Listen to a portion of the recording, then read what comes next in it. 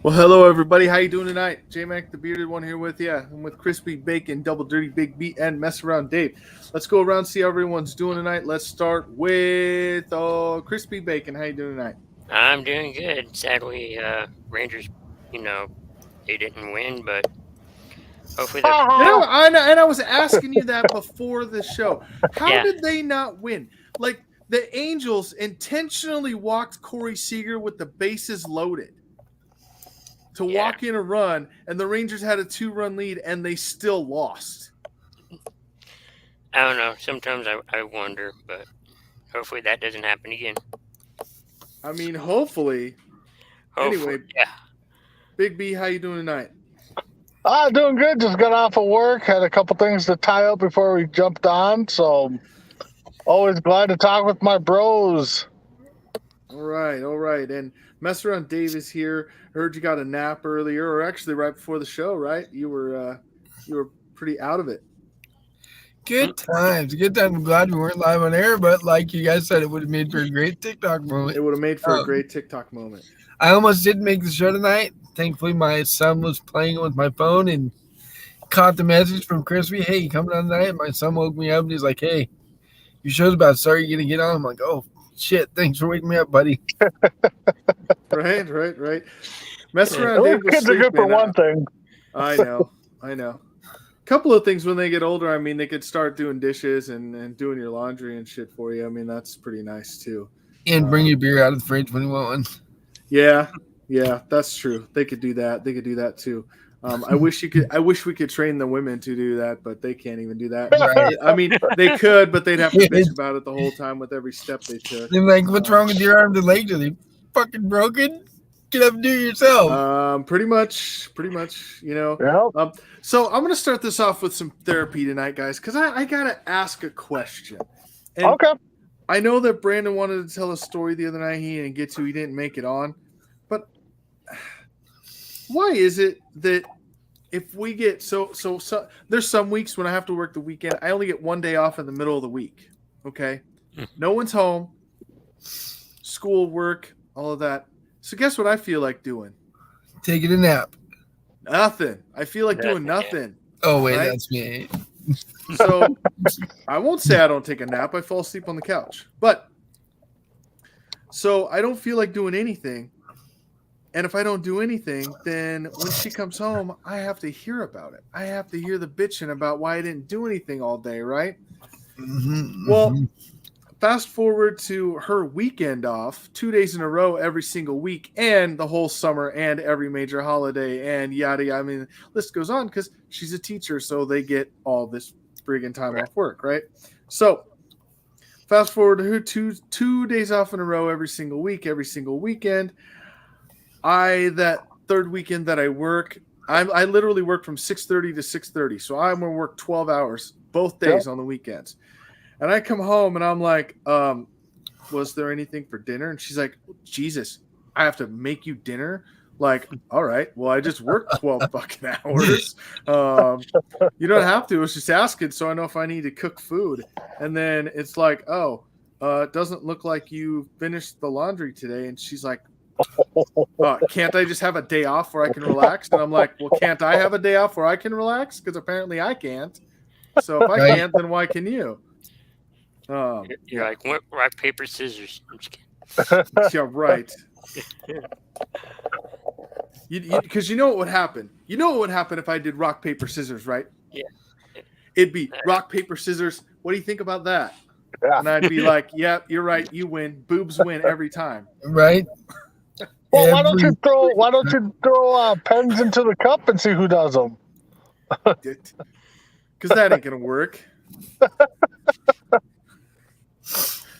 That ain't gonna work. Yeah. So do you guys experience that too? I mean, do you get the same treatment? every freaking weekend. Every Yep. every time I have my weekend. Why didn't you do anything today? You're home all day. Yep. Well, I had to take my 6 naps, and I take my You're 6 you're naps. like, I did Does something. that reason work, Messa? Because if it does, I'm going to start using it.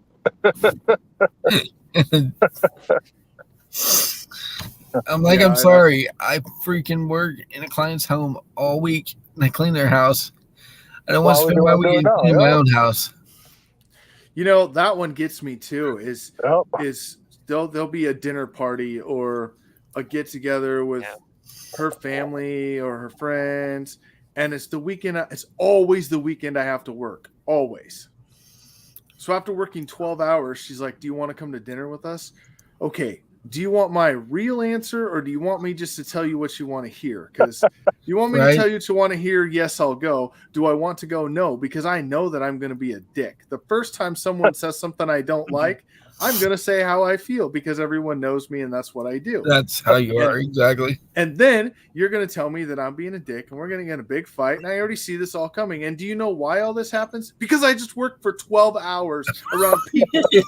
Okay.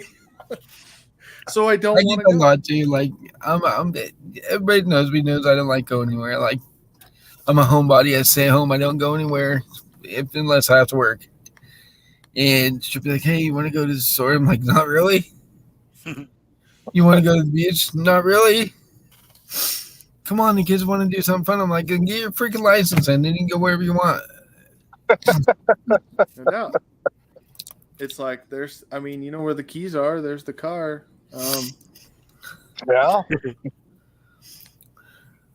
Yeah, I just it's definitely it can be frustrating at times. And then you go through those times, you're sitting there, you're going back and forth, and then everything just stops all of a sudden. You got to go do something. You got to go. Usually I have to go take a shit. So then I stop and I got to go do that. And I come back and she's like, I know I frustrate you, but you love me. And I'm like, I know. And that's the problem. Because of that, I can't just stop. Right. And don't Love you makes hate you it do when crazy things? I know. Don't you hate it when and Rodney Carrington might have been the one that said this one, but you wake up the next day and they're like, "Oh, so you weren't in the mood last night?" You were, because you didn't give me a signal. Well, I touched my toes against your foot. Like, well, what the hell was that supposed to mean? Right? Yeah, it was Rodney Carrington. Yeah. But it's like, why don't you reach over and grab me? Then I'll know that you want something. Like, oh my God. If you ever watched Christopher Titus Love is Evil, that is so freaking funny. I laughed through the whole thing. If you haven't seen that, you gotta go check it out. I should check that one out, because the other Christopher Titus one that I have watched that I love is the one where he talks about the word that we can't say on the air, but it's the R word that we're not supposed to say. Oh yeah, that's good too. And he talks, he's like, the people in the Special Olympics get called that, and he's like, I'm sorry, but that's gifted. Okay, I can't do half the things they can do. It's like, now on the other hand, That's true. if you yeah. graduated high school, graduated college, and you choose to live your life under a bridge doing drugs, homeless, guess what? You're the Yeah. R word. Like, Yep. that's definition of it right there. Right? Just saying. True story. All right. Well, tonight is a special episode. Let's get into that. It's our 100th episode Wow. of the Four Bros Radio Show. You guys may believe we made it to 100. Every good show makes it to 100. Mhm. It feels good. Yeah. It's awesome. I haven't been here for all of them, but I'm proud to be on the ones that I have been on, and I enjoy the show so much. Yeah, it's definitely great. And 100 episodes. We're just gonna build from here. We're gonna make this even better. By the way, if you're watching us and you haven't checked out our Facebook page, check out the Four Bros Radio Show Facebook page. And follow that. We post some things on there. Chris does a great job with that, posting things on there for us.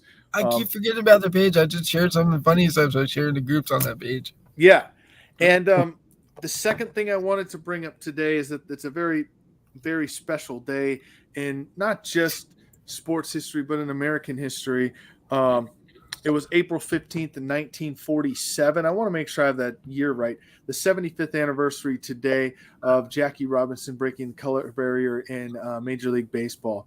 And it's such an important day because where would we be today without that happening? You can't even imagine it. Everyone wears the number 42. And I personally, I like it. I like looking on the field and seeing 42 on everyone wearing them. And so we need to remember Jackie Robinson and what he did for the great sport of baseball. And you guys missed the show on Friday, but I'm just going to hit this real quick and tell you that Chris and I talked about why baseball is my favorite sport. I love football. Don't get me wrong. I do. But baseball is my favorite sport. And the reason is because it's the game of imperfection. And what I mean by that is, what's a good batting average? What if you have this batting average, what do they consider you? Oh, yeah, 300. 300, which is what? You hit the ball 3 out of 10 times. 10 3 out of times, 10. That means you fail 7 times when you're at the plate. And then at that, you're considered a good player, better than average. Okay? Right. To only succeed 3 out of 10 times. That's why baseball's so great, because you don't have to excel at it every time. Like we talked about, if you were an NFL quarterback and you completed 3 out of 10 passes, you wouldn't finish the game. You wouldn't start the next week. It's just that's why it's so great. It's such a great game, and all the history, all the hidden rules. That's my favorite of the hidden rules of baseball. They're a lot because they'll have one, during the game, and you're like, The unwritten rules. what happened? The unwritten rules. That's what they are. The integrity rules of baseball.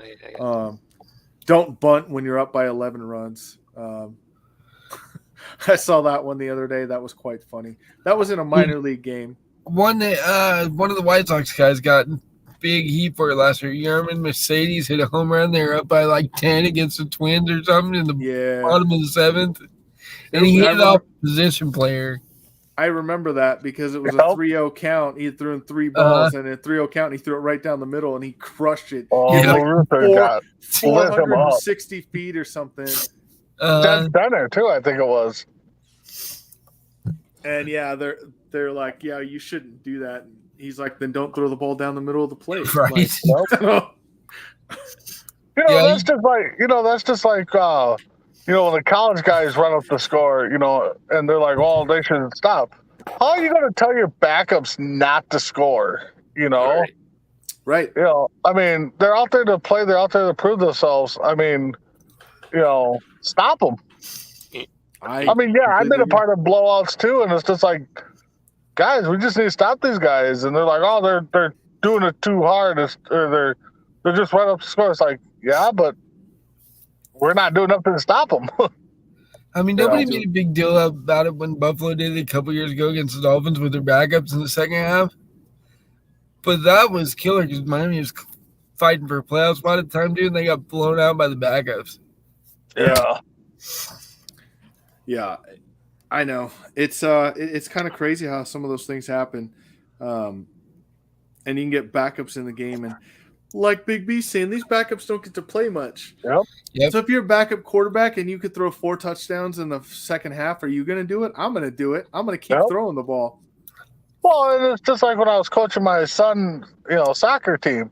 I had a couple of kids that could score at will. It's like, okay, how do I tell these 2 kids that are 5 and 6 to stop scoring, but yet you still want to score? And luckily one of the moms stepped in and told her kid to stop scoring. So, but I mean, you're out there to have fun. You're out there to score. I mean, does it suck to watch a game where it's over by the end of the first quarter or within the first few innings? Yeah, but I've seen games Here's a perfect example of why you keep scoring.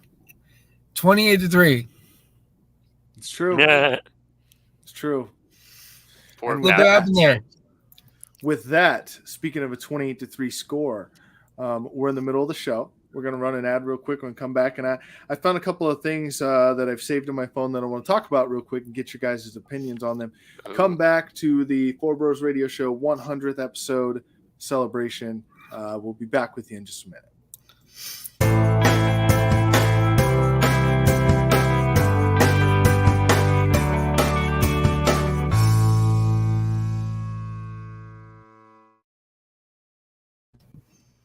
All right, yes, certainly don't forget to go to besideme.com, get some of those great bracelets. By the way, we have another thing to promote.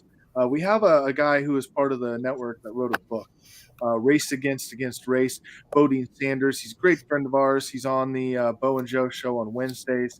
It's his personal journey of diversity and inclusion through sports. It's on the Amazon bestseller list. And it's endorsed by the Big East Conference. By the way, I do believe last he said it's like 11th on the bestseller list right now on Amazon. So think about that, all the books that are out there. And he's climbing near the top 10. So go get your copy today. He's going to be doing a book tour and a book signing down in Florida, I believe in the month of June. So check that out if you're down that way and get that. And Big B, you ordered this book, right?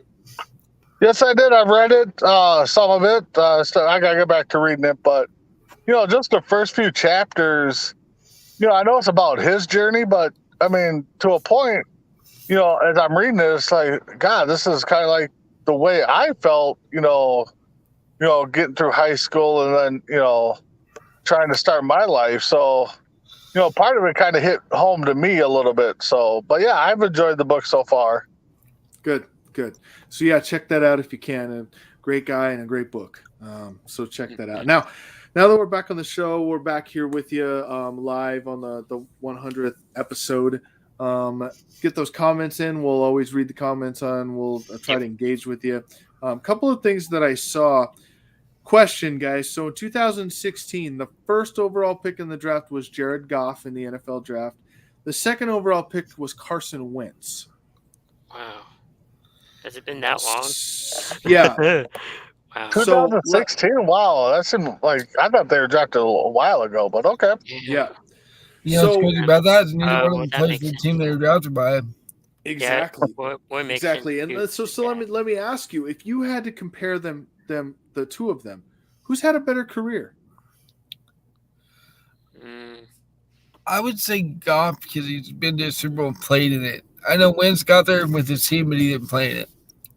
I would say Wentz, though. Yeah, he got the Super Bowl and he helped the Eagles, but after that, he hasn't done much, and kind of the same thing with Goff. So I mean, but Wentz got his Super Bowl.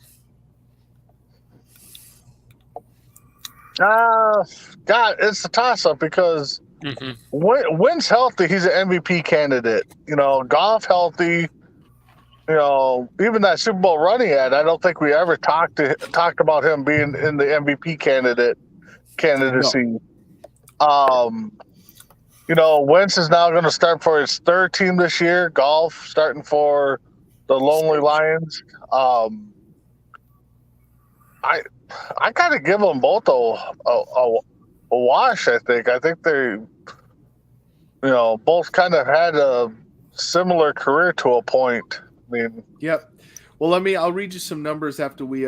Christy, thanks for joining us tonight. Wentz has been injured too much. Goff is a bust, in my opinion. So I'll read some numbers. You guys tell me what you think. Games started. Wentz has started 85. Goff has started 83. Okay. Wins. It's 45 for Goff and 44 for Wentz. Wow. Passing yards. Goff has 20,416. Wentz has 20,374. They're literally 50 yards away from each other. Passing touchdowns to interceptions. Goff has 126 touchdowns to 63 interceptions. Carson Wentz has 130 touchdowns to 57 interceptions. Their quarterback rating 91.5 and 91.1. Pretty much identical careers to this point in their careers. So kind of interesting. Saw that. You guys tell us what you think. Who's the better of the two? let's switch over to baseball. And baseball has these great historical things that happen. I got thinking about Clayton Kershaw the other day when he was perfect through 7 innings and they took him out of the game. Big debate at work. So it took me back to this picture I saved. This guy from 1919 for the Cleveland Indians, okay? Oh yeah. Pitched through 8 1/3 innings, got struck by lightning, died, got revived, went back, pitched 2 more innings, and then pitched 3 days later on 3 days rest. Wow. That's crazy. And we took Clayton out with 80 pitches in the 7th inning of a perfect game. Wow. Now, a no-hitter, I probably would have pulled him. I'm not going to lie. I probably would have pulled him this early in the season. But there have been 14,000 career baseball games. 14,000. 21 times we've seen a perfect game out of 14,000. What are the chances he'll ever do that in his career again? And that's the thing. Maybe one, but I You doubt it. have to give him that opportunity, in my opinion. Well, And he did the right thing. I know he did the right thing after in the press conference. He said, hey, it was my coach's decision. They made the right choice to pull me out, whatever. He did the right thing, and he stood behind his coach. But if I'm in his position, I probably wouldn't have taken that as well. Well, I mean, too. It's like what I heard somewhere else. They were talking about this, and he's like, well, I would have kept it in there and then maybe give him an extra day rest. And that's something you can do. So yeah, there's, like I said, me and my buddies around work have been debating this, listening to Sport Talk Radio. I read his comments after the game. He said that the coach and him talked. He said, give me one more inning or 85 pitches roughly or something like that. And then to me, I'm with J-Mac. I mean, if I'm a player, I got a perfect game going. It might be selfish of me, but I want to finish it. And if I'm a coach, I don't know how I could sit there and take him out of a perfect game. And I always go back to 91, Game 6 of the World Series. Blackjack said, Tom Kelly's coming out of the dugout in that inning, we're fighting. He said it. He stated it that, and that's one thing with baseball players now is they don't have that bulldog mentality. And I get it. It was, 5-6 games into the regular season, coming off an injury. That's the most pitches he's pitched since January. But, I'm kind of on the fence because if I'm a player and I'm that close to perfection, I want to stay. But, again, the coach comes out and does it. I mean, I don't know. It would be tough for me to walk away without throwing some F-bombs or maybe a couple fists at him as, he's taking the ball away from me. So I don't We'll know. see If how I'm it plays the coach, out. I'm going to give him that shot and be like, okay, but as soon as you allow a hit, you're out. Yeah, Oh, yeah, exactly. absolutely. If you throw one more pitch and the next guy hits a base hit, you're coming out. But I would be okay with that. If I'm in Kershaw's position, I'd be like, Coach, let me go until they break this up. If they lay down a hit on the very next batter, come pull me out. I'll leave. Yep. I'll voluntarily get out of the game. Or if I Right. walk somebody, or if I walk somebody or something. But if I'm struggling, you've got to give him that opportunity. That's and I think that's where we all stand. Just give him a chance. Right. Because speaking of that brings me to my next point about baseball. So where we've gone soft, in my opinion, we've gone really soft. Nolan Ryan. So I think I shared this with the group, but in June of 1974, Nolan Ryan threw 235 pitches against the Boston Red Sox. He made his next start on 3 days rest and won the game and pitched 19 more seasons. Yep. 235 pitches. And I remember I did see that, Nate. I already talked about that. Anyway, I also read something one time. Sandy Koufax, after a game, there was a fan that said, "Oh, how does your arm feel? You threw 265 pitches in that game." And he's like, "Yeah, and what's your point?" Like, that's my job to pitch. So I pitched. Yep. I did my job. And here's an interesting one. So we talk about GOATs and how we feel about the word GOAT, right? So we always talk about Pete Rose being the greatest hitter in baseball history. More and more I see about this other guy, I don't know. I think it's time to reevaluate that. You talking about Tony Gwynn? I am. Because Talking about who? Jeremy. Tony Tony Gwynn. Oh, Tony. Right back. Oh, Tony So- Gwynn. Okay. And the reason I'm talking about that is because Major League Baseball, and this was sent out today, so this is yesterday. Today's the 15th. So April 14th, 2022, Major League Baseball had a total of 124 strikeouts in one I saw day. this. Yep. In one day. That's the same number of times Tony Gwynn struck out in 8 years. That is so insane. So crazy. Like that's crazy to me. He struck out 124 times in 8 seasons. You have guys that strike out 150 times a year. Yeah. Adam Dunn, anyone? And, Oh, and he man. struck out what? 4 times against possibly the 4 best pitchers we've seen that he's faced? Maddox. It was Maddox, Smoltz, Martinez. Glavine, Pedro Martinez, and Yeah. I believe Randy Johnson. Those 5 guys Yeah. struck him out 4 times total. And Glavine did it twice, or Smoltz did it twice Yeah. or something. One of Yeah. them did it twice. I mean, think about that. That's insane. Those guys and you struck out 4 I think it times. was Pedro that did it twice. Yeah. Yeah, But I don't know. it's just crazy. It's just crazy to think about. We talk about Pete Rose being the greatest hitter ever. We forget about Tony Gwynn and how good he really was at hitting the ball. Right? And Yep. and Tony Gwynn was, even though he didn't play for the Braves and he played for the Padres, I'll tell you, the frame that he had, like his body type, he was a personal hero of mine because I've never been a skinny guy, and he Right. was never skinny. Nope. And he Never. went- I mean, but just think of how his game. I mean, with the shift and everything on there. I mean, how would you cover him, because he could hit it all over the place. So he could hit it everywhere. you know, Everywhere. I guarantee if they put the shift on him and they had that third baseman over playing shortstop, he's laying down a bunt 99.9% of the time down that third baseline until you Which I, fix it. I gotta say that's a lost art in baseball because yeah. was it last night? There was a game I was watching, and the situation is 1st and 3rd, 2 outs. Okay. And I think the game was tied at 1 or 2 at that point, and it's the 6th or 7th inning. A left-handed batter up, and they shift him. So they have one infielder on the left side, Yep. like playing shortstop basically. No third baseman. And he Yeah, strikes out typically a third because baseman go on the right side. Yeah. and he struck out on 3 pitches because he's swinging away.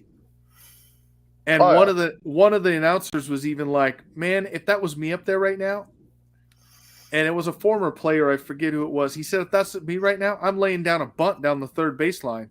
That's a run, and a base hit." Yep. I think it just happened in the Twins game the other night. I think it was they had the shift on, and was it against Dodgers? I think, and somebody laid down a bunt and made it safely. You know, Yeah, I mean, some things are a lost art in baseball. It's all about the long ball now, and the hit and run, how many home runs. stealing. Oh, I saw the hit and run tonight. I was telling Chris that before the show. Yeah. I saw the hit and run pulled off tonight in the Atlanta Braves game. First time I've seen a hit and run in a game in like 3 years. Oh, wow. Right? How about But they- Poole trying to steal third? I mean, the other Yeah. night. Yeah. That's one of those unwritten rules in baseball. You don't make the first or third out at third base. I've been Yep. told that my entire life. Mm. Hell, we preach that to people playing slow pitch softball. We're like, there's no outs. Don't run to third. Like, so don't make the Yeah. first or third out at third base. It's just kind of one of those rules that you follow. Yeah. Yeah, but it's just some lost art in baseball, things that they could go back to, playing small ball again to drive in some runs.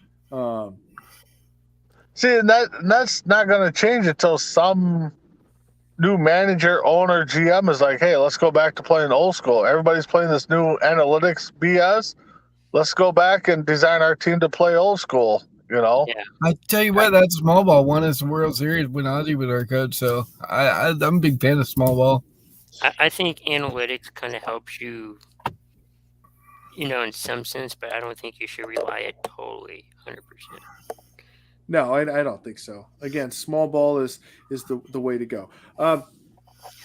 One other thing, real quick, we're close to the NFL draft, and we'll have the draft party like we did last year. We'll be on for the first round for all the picks.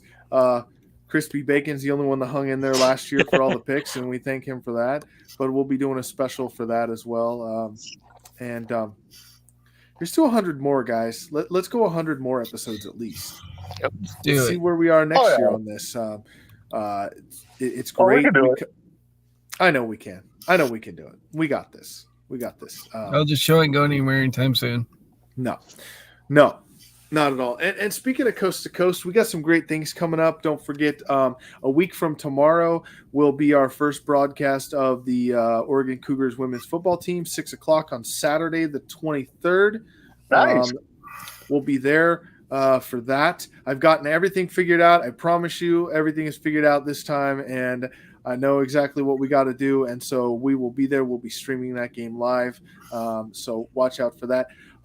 Chris, I don't fully understand the other streaming thing that you got because I'm not a wrestling fan. So if you want to take that one and explain that one, because I don't understand it. Big B. It doesn't matter which one.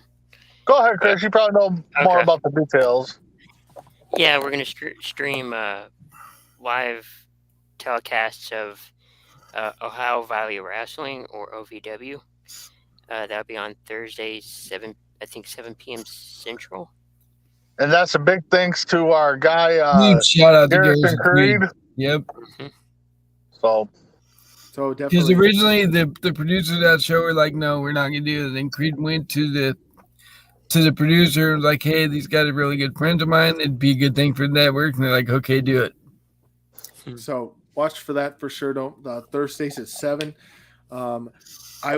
So there's things that I can't announce because I have to finalize some things first before I can announce them. And I feel that's only fair. But just know that we're not stopping at those two things. So there's other irons in the fire. There's other things going. And watch for those because it's going to be big things to come for this network. We got some things going on and definitely going to be some big things. So check all those out. Stay tuned with us. We got lots of great stuff coming. The debut of I forgot the name of her show.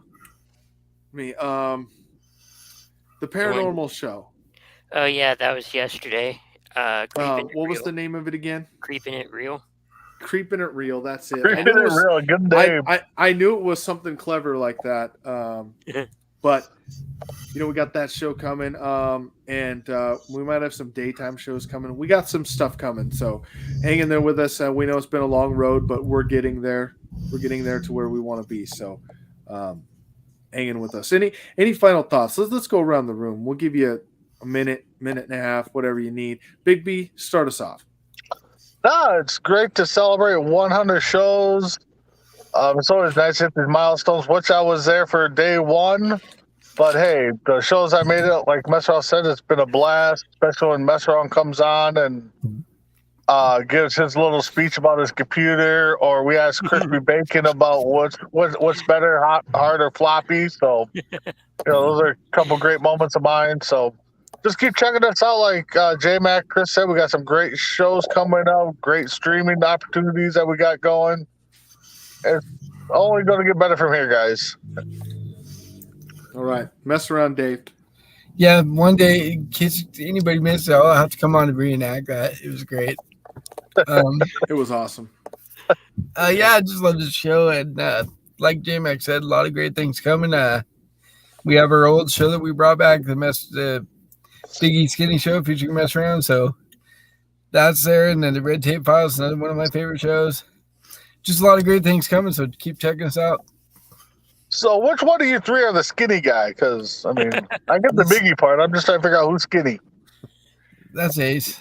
Well, let's say that 7-8 years ago when we started that, Ace was a lot skinnier too. Oh, So, okay. He was. He yeah. was like a twig. He was like a twig back then. So look Okay. at that. And last but That's the certainly funny not thing least, about becoming a parent. You start getting, put on a Oh. empty weight and you don't get rid of it. Yep. yeah, that is true. That is true. Last and certainly not least, the man, the myth, the legend, Syrup Crispy Bacon. The network's grown. We're approaching 1 year of the network, but we're growing. We're getting good content, and hope everybody enjoys it. Man, a few words. He is always on point though with his few words. Chris, I gotta say, man, you've hung in there with me for a year on this show. I do believe out of the 100, you and I have been on the most Think so, yeah. of the shows, and brother, I could not have done this without you, and you Big B and Mess Around Dave as well. You guys make this show, and there's not a better group of guys I would rather do this show with than you guys, and Sarge included in that. My favorite memories on this show are times when we get to hang out, bitch about our significant others. That's always fun. But my all-time favorite times are when we had Dragon Viper on and he tried to act like he knew what he was talking about. Those are probably my favorite times. I believe we had the Anaheim Sharks once as a reference. So that one's a favorite one of mine. And it wasn't on this show, but on another show in which, the greatest 49er quarterbacks of all time and Jerry Rice. Jerry was on Rice. that list. Yeah. That was on Brandon's trivia show. It was. Yeah, great. And just great times and couldn't do it with a better group of guys. And we thank you all for watching and listening. We're going to do it without you. Stick with us. I promise you. We'll get better as it goes. And lifelong dreams being lived in front of your very eyes. We made it to a year. We made it 100 episodes. Here's to another year, another 100 more. We'll see you all on the other side. All right.